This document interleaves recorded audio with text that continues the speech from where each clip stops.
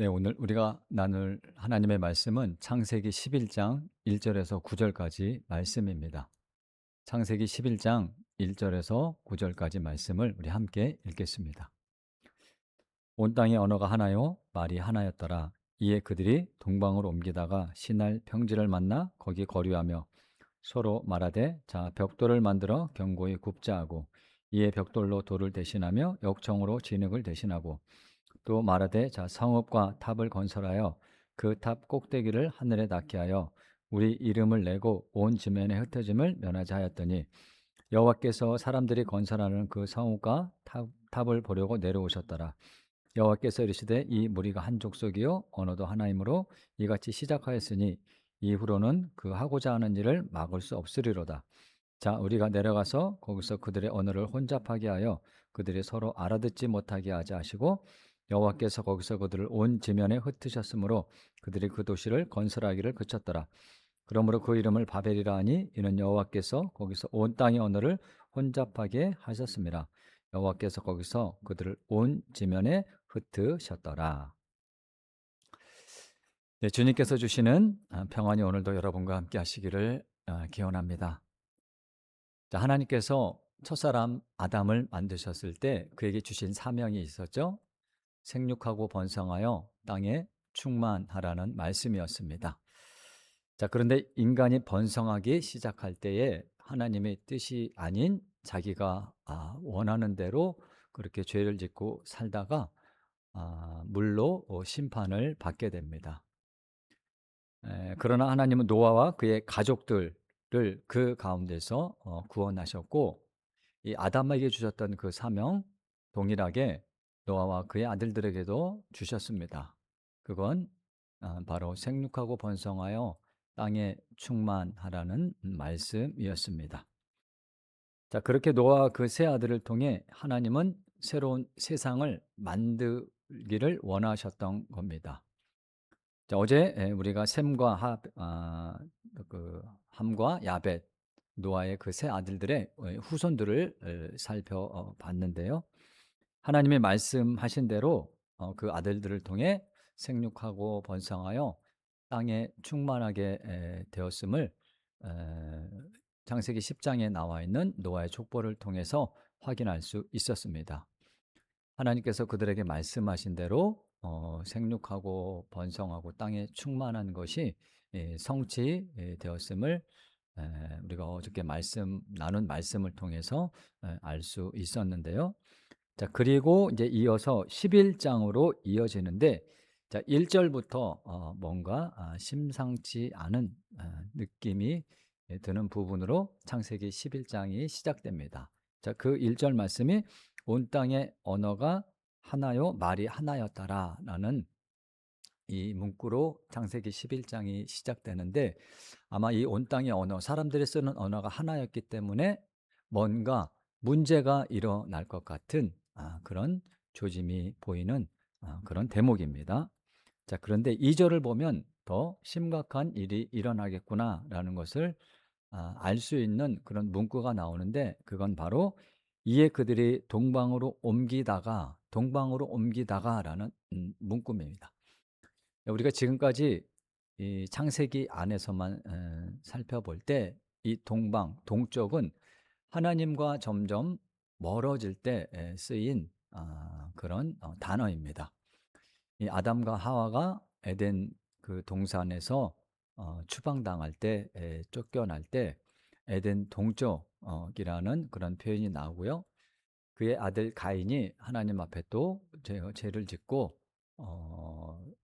또 그가 이제 거주하려고 새 장소를 찾았을 때 성경은 가인이 여호와 앞을 떠나서 에덴 동쪽 롯 땅에 거주했다라고 기록하고 있습니다.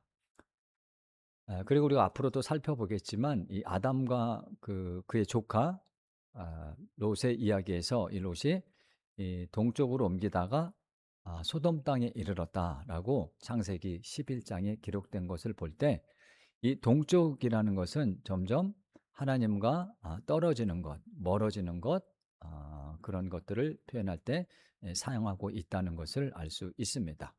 자, 오늘 본문도 똑같죠. 이 사람들이 동방으로 옮기다가 시날 땅에 거주하면서 인제 문제가 시작되는 것을 볼 수가 있습니다.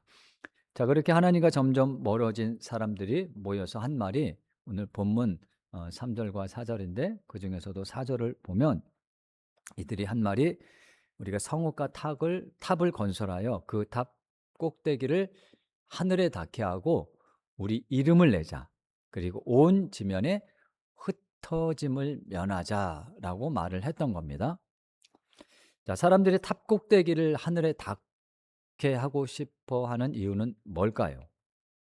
자, 이 대목에서 우리는 이 아담과 하와가 오버랩됩니다. 이 사탄이 이 아담과 하와를 유혹할 때 이런 말을 했어요. "너희가 선악을 알게 하는 나무를 먹으면 하나님과 같이 될 수 있어. 하나님과 같이 선악을 분별할 수 있어." 라는 말로 유혹했다는 거죠. 예. 자, 그러면 인간이 이 탑의 꼭대기를 하늘에 닿게 하려는 이유는 아마 하나님과 같이 되고 싶어 하려는 그런 욕망이 있었기 때문일 겁니다. 아니면 하나님보다 더 높아지려고 하는 생각을 했을 수도 있습니다. 자, 우리는 여기서 인간이 얼마나 교만해질 수 있는지를 알 수가 있습니다. 그래서 이 대목을 볼 때 참 '하나님의 은혜 가운데 살면서도 이렇게 교만해질 수 있구나.' 그러면서 항상 자신의 믿음을 점검해 보는 것이 우리 믿는 사람들의 삶의 태도가 아닐까 생각합니다. 자, 교만한 자들의 특징은요, 자기 이름을 세상에 알리고 싶어 합니다. 이 하나님의 이름을 드러내는 삶이 아니라 자기 이름을 나타내고 싶어 한다는 거죠. 그래서 이들이 그 탑 꼭대기를 하늘에 닿게 하자고 하면서 바로 이어서 했던 말이 "우리 이름을 내자. 우리 이름을 알리자." 그런 말이었다는 겁니다. 자, 그리고 인제 이들의 죄가 여기서 멈추지 않는 것을 볼 수 있는데, 그것은 봐서 바로 "그렇게 우리를 위한 성읍과 탑을 쌓아서 흩어지지 말자."라고 말을 했던 거예요. 흩어지지 말자. 예. 자, 하나님은 분명히 생육하고 번성하여 온 땅에 온 세상에 충만하라고 말씀하셨습니다. 자, 흩어지지 말자고 이렇게 결심했다는 것은 하나님의 에 뜻은 이들에게 안중에도 없다는 거죠. 예.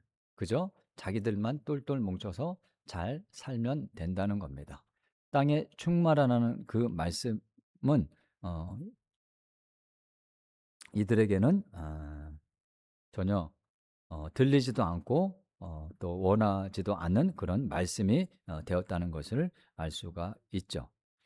자, 이렇게 이 당시 사람들이 그런 모든 계획을 어 세울 수 있었던 것은 바로 언어가 하나였기 때문에 가능했던 겁니다.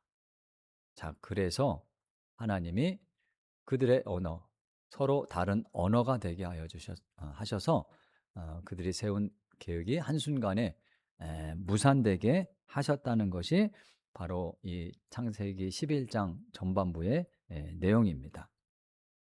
자, 우리는 바벨탑 사건을 통해서 인간의 죄가 얼마나 무서운지를 깨달을 수 있어야 합니다. 자, 홍수 심판이 있었음에도 불구하고 인간의 죄는 계속 된다는 겁니다. 그러니 얼마나 무섭습니까? 그런데 하나님은 그 가운데서도요, 하나님의 뜻을 세우시고 은혜를 베풀어 주십니다. 에, 자, 보십시오. 인간의 언어가 비록 혼잡하게 되었지만 그 일을 계기로 하나님은 인간을 온 지면에 흩으셨다라고 그 말씀으로 오늘 본문 말씀이 끝나죠. 온 지면에 흩어져서 땅에 충만한 것이 하나님의 뜻이라는 겁니다. 자, 이게 왜 우리에게 은혜가 될까요? 하나님은 그런 죄인들과 다시 시작하시려고 준비하고 계신다는 겁니다.